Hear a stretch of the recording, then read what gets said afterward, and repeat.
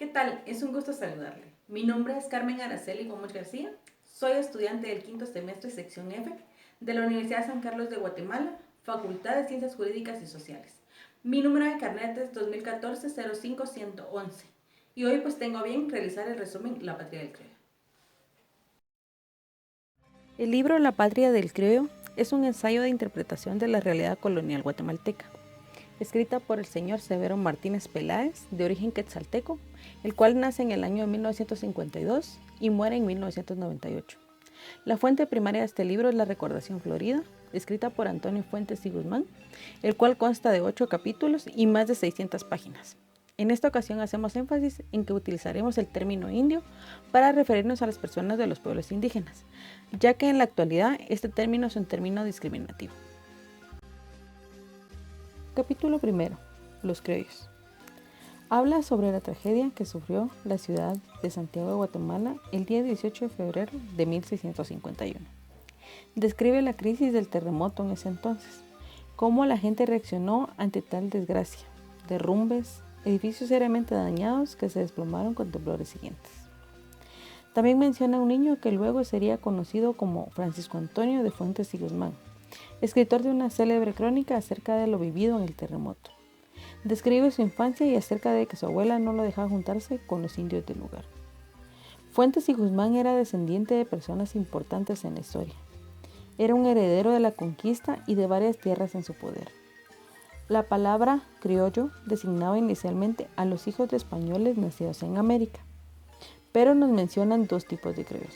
Los criollos nuevos, que eran los recién llegados, y por otro lado, los viejos de abolengo, que eran los descendientes de los conquistadores. Los recién llegados, por su inmediata procedencia de España, utilizaban este término de manera despectiva, ya que ellos creían que tenían más superioridad por ser más españoles. Pero ¿por qué los españoles eran superiores? Se creía que España era uno de los países más desarrollados, que contaba con muy buena situación económica en todo ámbito. Los criollos no poseían toda la riqueza y tampoco controlaban a los indígenas en forma absoluta. Capítulo segundo. Las dos Españas. En este capítulo se nos habla de la enemistad entre españoles y criollos y de cierta manera las ventajas de unos sobre otros. También se nos muestran dos Españas. La primera España se muestra conquistadora, sublime, llena de hidalguía, de elevadas miras, embellecida e idealizada.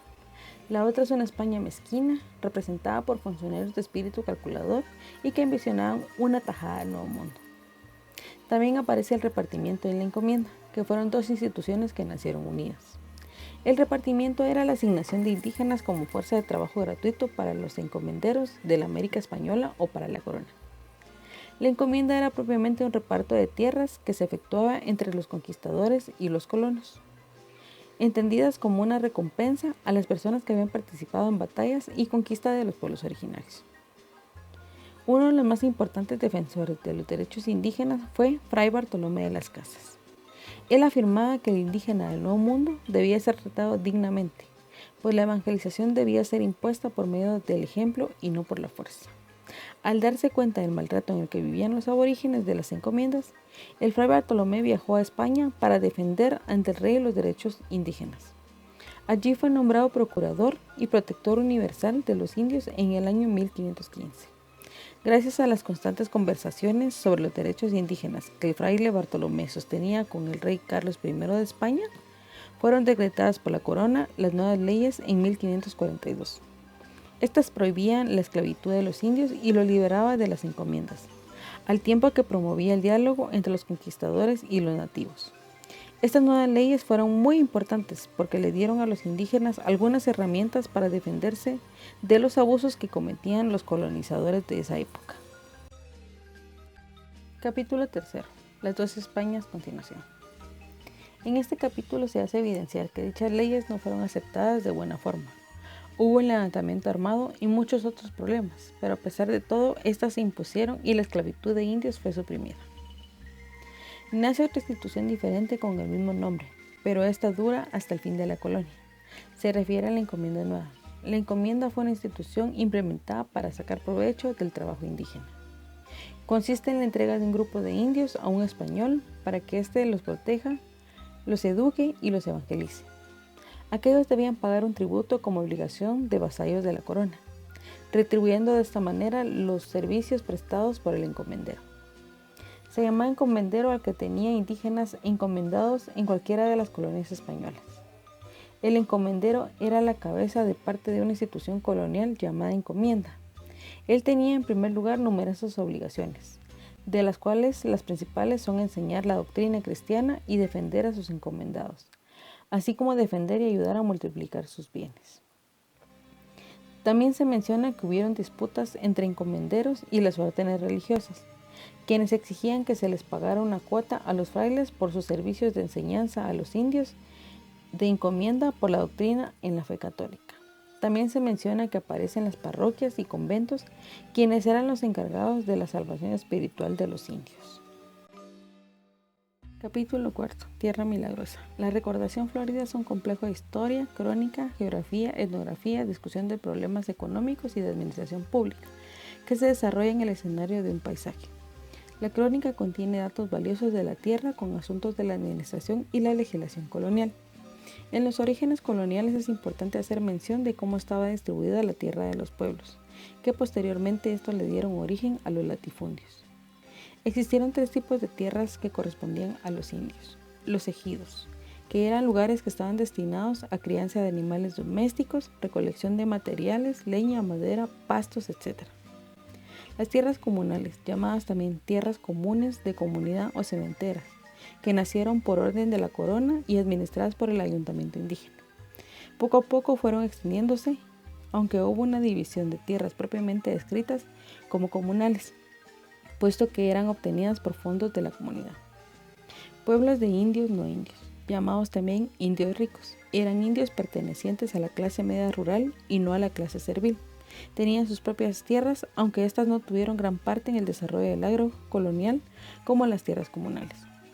Dentro de esto también podemos mencionar que en el año de 1810 se redactó el documento llamado Apuntamiento sobre Agricultura y Comercio al Reino de Guatemala, en el cual se trataba básicamente el comercio, ya que dicha actividad sufría una grave contradicción entre comerciantes y terratenientes. En ambos sectores los intereses eran opuestos, ya que mientras la prosperidad de los dueños de tierra se daba gracias a la explotación y miseria de los indios y ladinos pobres, los comerciantes necesitaban que se elevara la capacidad de compra de la mayoría que eran pobres. Este documento es una fuente muy importante de la historia, debido a que además de tratar el problema agrario y económico, describía que se da el problema del latifundismo, que consistía en sistema de explotación agraria basado en la distribución de la propiedad de la tierra de grandes extensiones a un solo propietario o persona. Capítulo 5. El indio. Este capítulo nos habla sobre la negación del indio como necesidad de clase. También sobre cómo era en aquel entonces Guatemala, una tierra con exuberante belleza y de tierras muy fértiles. También se dice que los indígenas no adoptaron plena y exclusivamente las creencias de la religión católica, sino las cambiaron con creencias suyas y desarrollaron una religión mixta. Asimismo, debió haber jugado un papel muy importante la circunstancia de que el catolicismo que se les administró a los indios presentaba mucha similitud con aspectos muy importantes de la religiosidad prehispánica. Fuentes y Guzmán, en relación al tema del indio, tiene una actitud muy negativa, inclinada siempre a restarle valor a este grupo social, pues decía que eran haraganes que se inclinaban al vicio y que esa era la razón por la que se les obligaba a trabajar. Esto pues solo fue un medio para justificar el trabajo forzado, y esa necesidad los convirtió en defensores y propagadores de los 3 prejuicios. Los criollos llamaban holgazanería al derecho a protestar de los indios, la cual era resistirse a trabajar en malas condiciones. El indio estaba obligado a acudir al trabajo de las haciendas y labores coloniales bajo la presión del sistema de repartimientos.